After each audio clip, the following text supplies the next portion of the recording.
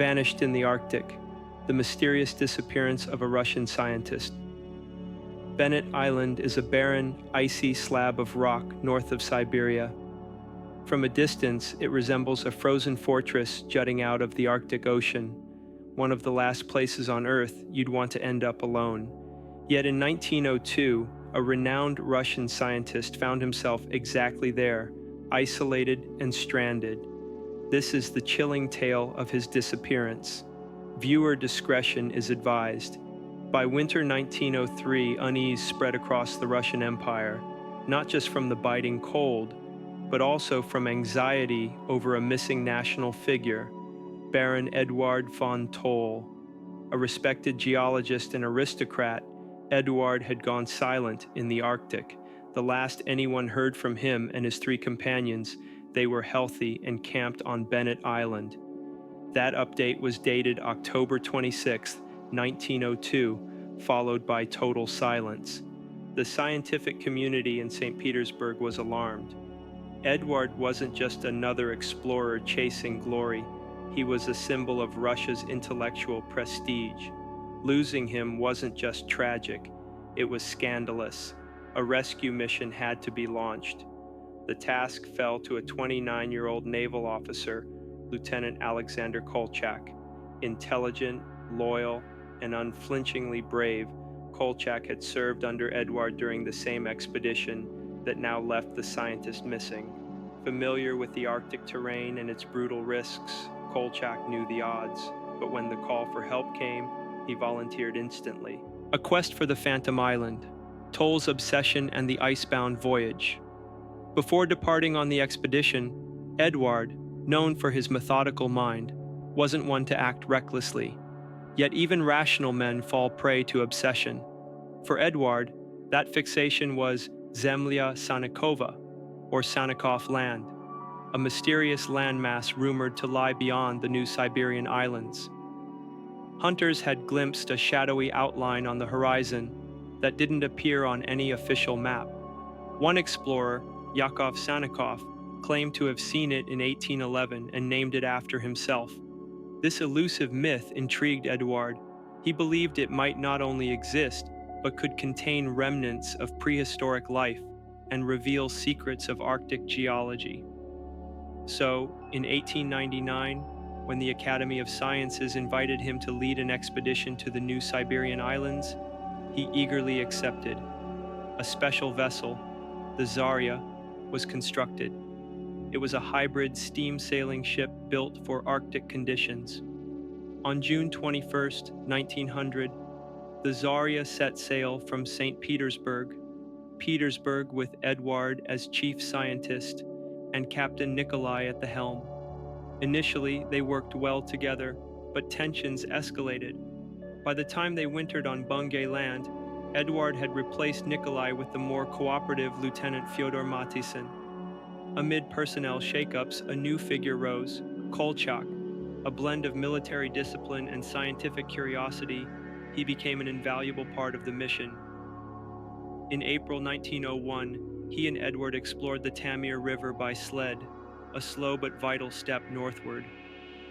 As Arctic summer arrived and ice melted, they moved toward the supposed location of Sanikov land. However, Eduard began to doubt its existence.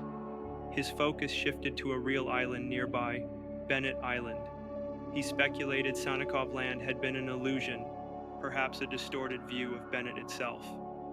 Still hopeful, he planned a journey there. A fading hope, the long wait, and desperate decisions. With limited months of navigable conditions and increasing ice, Zarya was soon stuck again, this time at Kotelny Island, about 300 kilometers from Bennett. Eduard began plotting a spring dog sled trip, with instructions for Zarya to meet him at Bennett by summer. If they failed to reach him by September 3, 1902, he'd return alone. In June 1902, Eduard and 3 men departed by sled, loaded with dogs, supplies, and only modest ammunition. But the Zarya couldn't reach Bennett. Ice refused to yield, and winds pushed the ship far off course. Attempts to get close failed. By September, they had to abandon the effort. With low fuel and worsening conditions, Fyodor made the painful decision to retreat, leaving Eduard behind on Bennett Island. Despite this, the crew didn't give up. They stationed men at key points on the mainland, waiting, watching, hoping Eduard might return. One was left on the Fadayevsky Peninsula, another at Cape Visoki. But months passed, no sign of Eduard. In December 1902, the crew made their way back to St. Petersburg, reporting scientific success but no sign of the expedition's leader. The academy was divided. Some believed Eduard had perished. Others clung to hope. On December 9, 1902, they convened to decide on a new course. Fyodor advised against further missions. It was too risky, but Kolchak refused to believe Eduard was gone. He pictured his mentor stubbornly battling blizzards and surviving. When the academy wavered, Kolchak stepped forward. The rescue and the island of no return, Kolchak proposed a bold new approach, an overland rescue, bypassing fragile sea routes.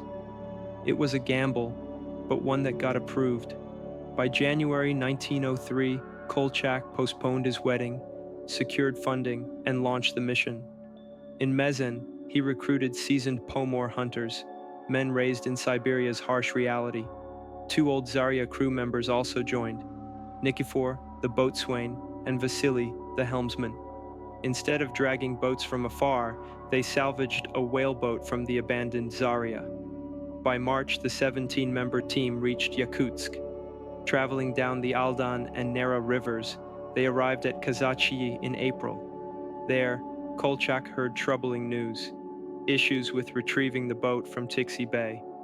He rushed there, but found it already waiting, secured by none other than Fyodor Matisin. By early May 1903, the team reached the last settlement before the Arctic wilderness. On May 5th, they crossed into the ice field, 17 men, 10 sleds, 13 dogs each, and the whaleboat hauled on giant runners. Dogs worked only 6 hours a day. Humans worked far longer. Nights brought movement. Days brought rest. Exposure could freeze flesh in minutes. It was survival at its harshest. On May 23rd, they reached Kotelny Island. The ice wasn't ready for boats, so they hunted, prepared the whaleboat, and waited. By July 18th, the sea finally began to open. The team split. 7 led the way in the whaleboat, scouting paths. The rest followed in stages. Sailing was often impossible. They rowed, dragged, and waited. Along the way, they discovered remnants of the past mission and its silence. The men left behind on both outposts were still there, faithfully manning stations. But neither had seen Eduard. Finally, on August 4th, 1903, they reached Bennett Island. Upon landing at Cape Emma, they quickly found a bottle wedged in the rocks, sealed, untouched, and unmistakably written by Eduard. It held a note and a map. Kolchak, Nikifor, and one more set out across the treacherous island interior. At one point, Kolchak fell into frigid water and had to be stripped and redressed to avoid death. But they pressed on. They finally reached Eduard's last camp, but it was deserted. No people, no remains, just scattered gear, scientific instruments, and a half-buried journal. Eduard had arrived there July 21, 1902. The island had surprisingly ample wildlife, reindeer, birds, even bears. Initially, food was plentiful, but Eduard made a critical error. He assumed the Zarya would come. They made no backup plans. By the time they realized the ship wasn't arriving, it was too late. Ammunition was nearly gone. Reindeer had migrated. The sea was freezing. Then came the final journal entry, October 26, 1902. Today we start on the return trip south. Our traveling supplies are good for 14 to 20 days. We are all in good health. That was the last anyone heard from Eduard von Toll. Kolchak and his team searched Bennett Island thoroughly. No more signs, no remains, just empty wilderness. On August 7, 1903, they accepted the inevitable and departed. No ceremony, no final speech, just a silent retreat from an unforgiving place that had swallowed 4 lives whole.